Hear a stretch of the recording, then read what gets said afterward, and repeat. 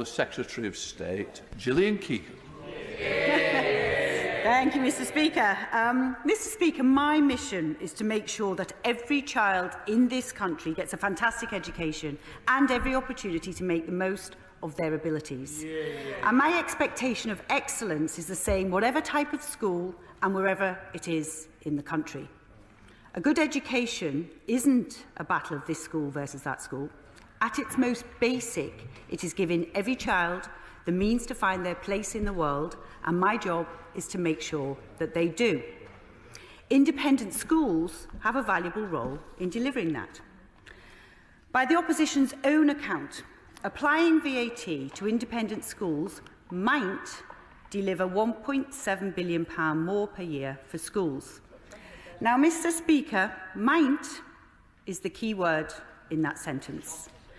I would gently suggest that might could be over-optimistic or indeed even economically illiterate.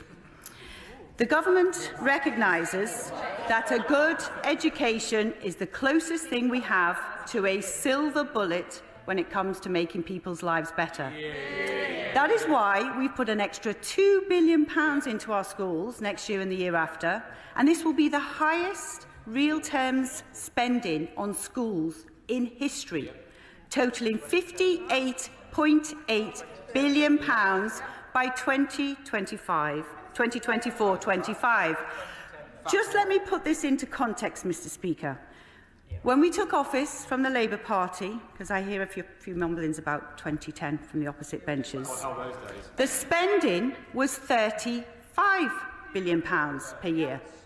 Now, for those following the maths, that is a 68% cash increase. Under this government, schools will not need tax changes to receive extra money. They won't have to wait. They will, without this policy, be getting it from April this year, and even more, £2 billion, as opposed to an optimistic £1.75 billion. We are improving state-funded education, not undermining the aspirations or choices that parents have for their children. I'm very happy to give way. Well, I thank the Secretary of State for giving way. It's a shame that the Shadow Secretary of State didn't afford me the same courtesy. I thought a debate was an exchange of ideas. Why? What I wanted to ask the Secretary of State, what the Labour Party are actually proposing is to financially penalise parents for paying to educate their own children. I would have thought that this would have had an effect on the number of families who could afford to keep their children in the independent sector and would lead to an influx of children from the independent sector into the private sector. What assessment has the government made of how much that would cost the taxpayer in net? Because my hunch would be that it would actually cost more than it would earn, and therefore not only would the policy not deliver for everyone, it wouldn't deliver for anyone. Well, I thank my honourable friend for her intervention, showing her economic literacy in full, and I will get on to explain some of the figures. We are improving state fund. I'm very happy to give way, yes. For giving way. This is just surely boils down to a moral argument. What gives the tax benefits to independent schools is charitable status. What kind of charity is it that you have to be able to pay an average of £37,000 a year to in order to benefit from tax breaks? Is that really a charity? There's huge education benefit, but I think my the honourable member may have his maths a little wrong. I don't think the average is 37,000.